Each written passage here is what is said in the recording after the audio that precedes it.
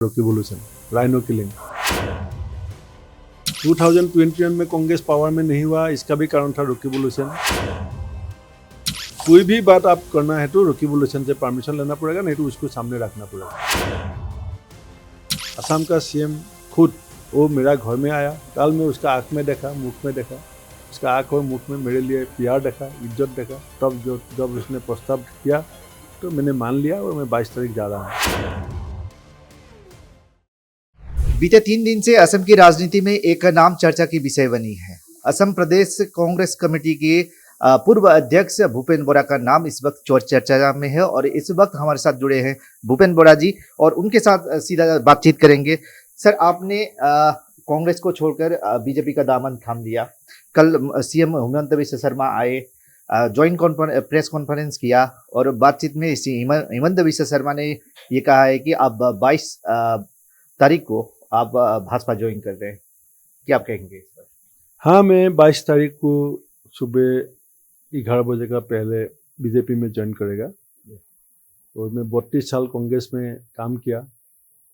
मैं कांग्रेस का कार्यकर्ता का रूप में ज्वाइन करके यूथ कांग्रेस का असम का प्रेसिडेंट, उनको सरकार में मैं parliamentary secretary home and power और लास्ट ऑल इंडिया कांग्रेस का सेक्रेटरी 13 साल और 4 इयर्स असम कांग्रेस का सभापति का जिम्मेदारी संभाला।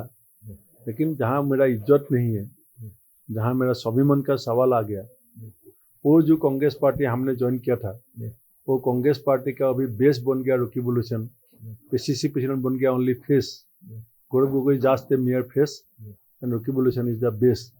तो वो पार्टी में मैं नहीं ज्वाइन किया था। वो भी रिवॉल्यूशन का नेतृत्व में कांग्रेस करना मेरे लिए संभव नहीं है। आप रकीबुल हुसैन के लिए कलह के लिए अंदरूनी कलह के लिए आप भाजपा में के दामन थाम लिए? ये पहली बार नहीं हुआ। 2016 में जो कांग्रेस सत्ता से हाथ धोना पड़ा, इसका भी कारण था रिवॉल्यूशन, राइनो किलिंग। 2021 में कांग्रेस पावर में नहीं हुआ, इसका भी कारण था रिवॉल्यूशन, एआईडीएफ का साथ अलायंस। वो भी अलायंस कराने के लिए मुझे जिम्मेदारी दिया गया।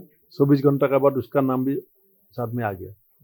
तो अलायंस अक्सर से नहीं हो सकता है तो कांग्रेस इलेक्शन में कॉन्टेस्ट नहीं होगा। तो कोई भी बात आप करना है तो रिवॉल्यूशन से परमिशन लेना पड़ेगा, नहीं तो उसको सामने रखना पड़ेगा।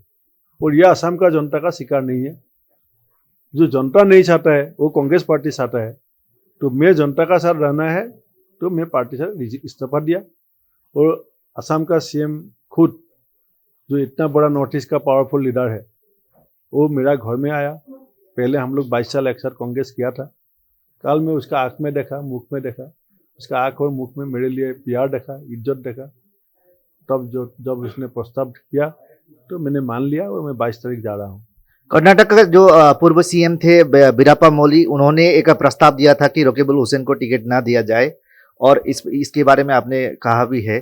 तो अभी भी उनको आग स्थान में दे रहे हैं, आगे दे रहे हैं कांग्रेस। इसके पीछे किसका हाथ हो सकता है?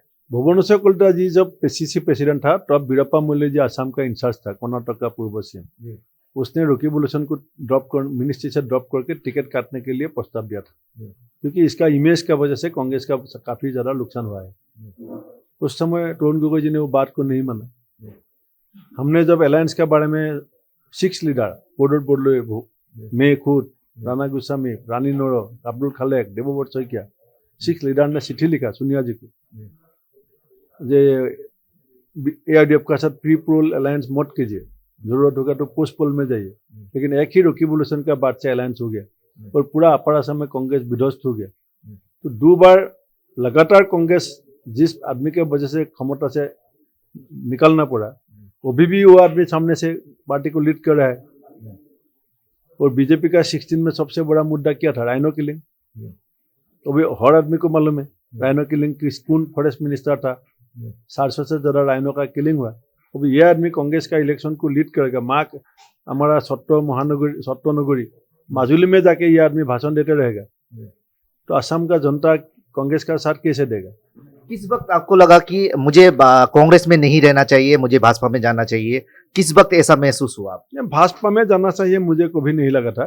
मैं 3 दिन से ये बात चला, लेकिन मैं 1 महीना पहले गौरव गोगोई को एक चिट्ठी लिखा था that please don't compel me to do a press meet against you. I will do a press meet against you. ये मैं चिट्ठी लिखा था और वो चिट्ठी का कॉपी जवाब में क्या आया? कुछ भी नहीं आया। जितेंद्र सिंह को भी कॉपी दिया, देववर्षिका को भी कॉपी दिया, जवाब नहीं आया। उस दिन से मुझे लगा कि मैं पार्टी का प्रेसिडेंट का खिलाफ प्रेस मीट करेगा बोल के लिख के देने का बात भी मेरा कोई सुनने वाला नहीं है, तो मेरे जनता का सामने जाना पड़ेगा और मैं आ गया जनता का सामने। जितेंद्र सिंह का कुछ हाथ है क्या, आशीर्वाद है क्या रकीबुल के सर के ऊपर, जिसके बाद अभी भी जो कला आपने बार बार वहाँ प्रस्ताव किया उसके बाद भी रिजल्ट जो है 0 आ रहा है? कल जितेंद्र सिंह ने सुबह भी मुझे एक मैसेज दिया था कि कांग्रेस छोड़ के मत जाओ। तब मैंने जितेंद्र सिंह जी को व्हाट्सएप में एक रिप्लाई दिया, you can love Rakibul, you can hate Rakibul, but you can not ignore Rakibul, and this is not APCC, this is APCC R now. APCC R मतलब रकीबुल। और एक बात बोला सीएम हेमंत बिस्वा शर्मा ने कि अभी कांग्रेस में हिंदू जो नेता है, हिंदू आखिरी नेता है, आप उस पर क्या कहेंगे? अभी मियाँ के अंदर ही कांग्रेस चल रहा है क्या? ये मियाँ का बात नहीं है। कांग्रेस पार्टी का जो आइडियोलॉजी है वो सबको लेके चलने का पार्टी है, लेकिन वेस्ट बंगाल में लीडर कौन बनेगा? सबसे बड़ा बंगाली बनेगा। बिहार में सबसे बड़ा लीडर कौन बनेगा? बिहारी बनेगा। नेपाल में सबसे बड़ा नेता कौन बनेगा? नेपाली बनेगा। मणिपुर में सबसे बड़ा लीडर कौन बनेगा? मणिपुरी बनेगा। नागालैंड में सबसे बड़ा नेता कौन बनेगा? नागा बनेगा। और असम में सबसे बड़ा नेता रकीबुल हसन बनेगा। ये हम बर्दाश्त नहीं कर सकते, इसीलिए आपने छोड़ा। मैं बताया आपको 6.5। और एक बात की जो सीएम हेमंत बिस्वा शर्मा बोल रहे हैं कि आपको एक क्लीन एक सीट देंगे। कहां से आप चुनाव लड़ रहे हैं? बिपुरिया विधानसभा से आपने आखिरी बार चुनाव लड़ा था, इस बार रंगा नदी आखिरी चुनाव क्षेत्र होगा। सीएम कल जब मेरा घर में काफी समय बैठा, तब मैं उसका आंख में, उसका फेस में मेरे लिए प्यार और रेस्पेक्ट देखा। और ये सीएम इंडिया में टॉप 3 में गिना जाता है। नॉर्थ ईस्ट में मोस्ट पावरफुल लीडर है नॉर्थ ईस्ट आज का दिन में। कोई अच्छा पाए, कोई बुरा पाए, तो वो खुद आके मेरा घर में जो बात हुआ उस समय, जब मैं उसका आंख में, उसका फेस में मैंने खुद के लिए इज्जत और प्यार देखा, तब मैंने सब सारा चीज उसका हाथ में छोड़ दिया और जो भी सिद्धांत लेगा वो मैं मानेगा। 2029 तक प्रद्युत बरदलोई और देवव्रत सैकिया फिर भाजपा में आने वाले हैं, ऐसा सीएम हेमंत बिस्वा शर्मा ने संकेत दिया है। कैसा क्या लग रहा है आपका पूर्व जो कार्यकर्ता है? वो दोनों मेरे से ज्यादा दुखी है कांग्रेस में। मैं इतना वो आपको बोल सकता हूँ। क्या डिसीजन लेगा वो मुझे आइडिया नहीं है। सीएम बुला है तो ठीक है, लेकिन वो दोनों मेरे से ज्यादा दुखी है, मेरे से ज्यादा ह्यूमिलेट हुआ है। आखिरी एक सवाल, सीएम कांग्रेस को, आप जा रहे हैं छोड़कर कांग्रेस को क्या संदेश देना चाहते हैं इस वक्त? गौरव गोगोई को तो मेरा संदेश नहीं चाहिए, आज पब्लिकली बोल दिया। वो जो भूपेन बोरा को केयर नहीं करते हैं, क्योंकि मेरा पिताजी MV स्कूल का हेडमास्टर था, उसका पिताजी CM था। मैं बचपन पैदल से स्कूल गया, टेबुल लैम्प का सिमनी पूछ के मैंने पढ़ाई किया। जो बारिश आता है तो हमारा गांव में हम लोग चप्पल भी नहीं पहन सकता है, रास्ता खराब था, तो हम वहाँ से आया। उसको हमारा सजेशन का जरूरी नहीं है। फिर भी मैं कार्यकर्ता का मुख को देखकर बोलता हूँ कि थोड़ा संस्कार लाइए पार्टी में, और संस्कार लाने से शायद आपको जो असेंबली में लीडर ऑफ द अपोजिशन का स्टेटस मिलता है, रिकॉग्नाइज अपोजिशन का स्टेटस मिलता है, वो मिल जाएगा। कम से कम आप भी जनता को बोल सकते हैं जो जैसे था पार्टी वहाँ तक हूँ।